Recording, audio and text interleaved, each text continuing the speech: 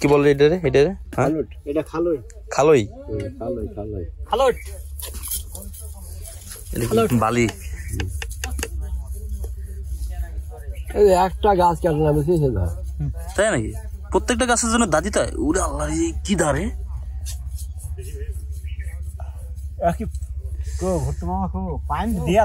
আঙ্গুল কাটি গেছে নিজে নিজে টেস্ট করার জন্য কয়জন 5 জন নাকি 1 জন 2 জন 3 জন 4 জন আরেকজন আছে টোটাল গাছ কতগুলো আছে 2000 বললো এরকম না